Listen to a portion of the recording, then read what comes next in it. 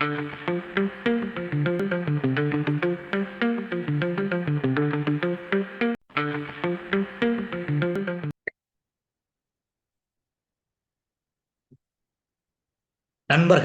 அனைவருக்கும் மிக உற்சாகமான வணக்கம். மிக உற்சாகத்துக்கு என்ன காரணம் என்பது உங்க அனைவருக்குமே தெரியும். இன்னைக்கு செப்டம்பர் 1.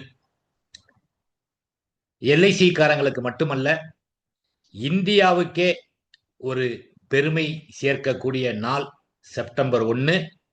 நமது ஆயுள் காப்பீட்டு கழகம் உருவான தினம். இன்று நாம் 69வது பிறந்த நாளை கொண்டாடி வருகிறோம். எல்ஐசியோட சாதனை என்பது மிக மிக மகத்தானது. சாதனையை சுருக்கமா சொல்லணும் அப்படின்னா, எல்ஐசி எந்த நோக்கத்துக்காக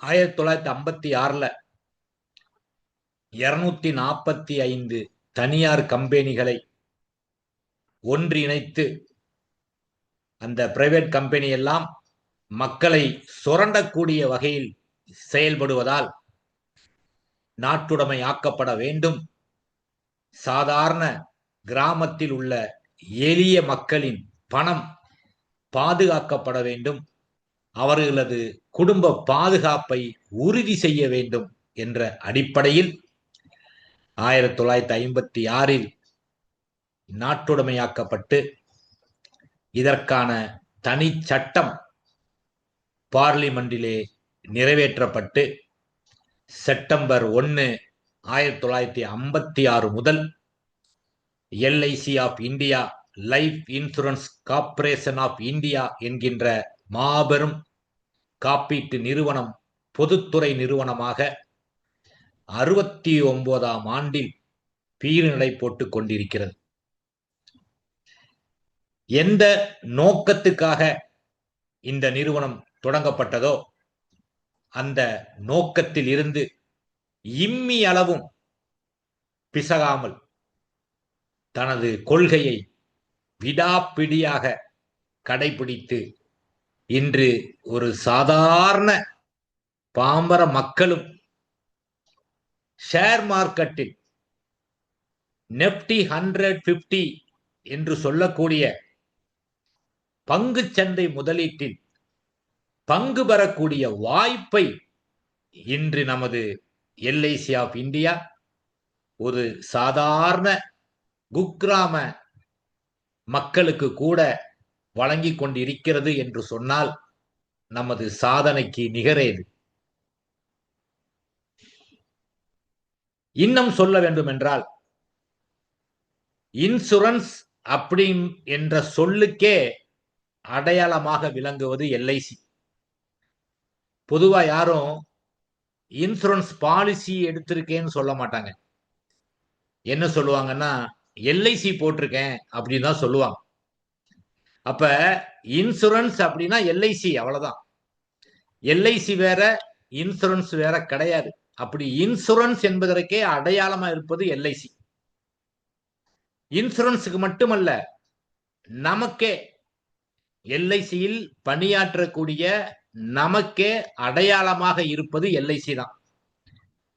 நம்ம குடியிருக்கிற வீட்டுல போய் நம்ம பேரை சொல்லி கேட்டா கூட பல பேருக்கு தெரியாது. ஆனால் எல்ஐசி காரர் இங்க ஒருத்தர் இருக்காராம்லங்க அப்படின்னு கேட்டாவோ, எல்ஐசி காரருங்களா, அவர் வீடு இதுதாங்க அப்படின்னு அடையாளம் காட்டக்கூடிய வகையில் நமக்கும் ஒரு அடையாளமாக விளங்குவது எல்ஐசி. எந்த ஒரு பிரைவேட் கம்பெனி கூட எல்ஐசி போட்டிருக்கீங்களா அப்படிதான் கேட்பாங்க. எல்ஐசிய முன்னிலைப்படுத்தி தான் அவங்களது ப்ராடக்டை மார்க்கெட் பண்ண முடியுமே ஒழிய, நேரடியாக அவங்களை மார்க்கெட் செய்வது என்பது இன்றளவும் மிக மிக மிக கடினம். இந்த டிஜிட்டல் காலத்தில் கூட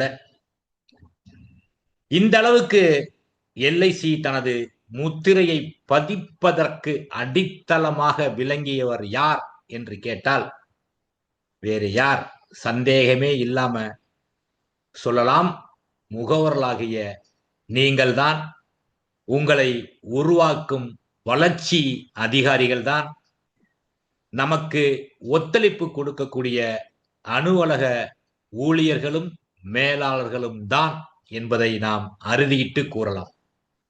அந்த முகவர்களாகிய நீங்கள் வீடுதோறும் இந்த LIC உடைய திட்டத்தை எடுத்து கொண்டு போய் எவ்வளவோ அவமானங்களை, கேலிகளை, கிண்டல்களை தாங்கி இந்த காப்பீட்டு தீபத்தை ஒவ்வொரு குடும்பத்திலும் ஏற்றக்கூடிய புனிதமான பணியை நீங்கள் மிக சிறப்பாக செய்து வருகின்ற ஒரே காரணத்தால் தான் 69 ஆண்டுகள் முடிந்த நிலையிலும் கடந்த 25 ஆண்டுகளாக தனியார் போட்டிகள் மீண்டும்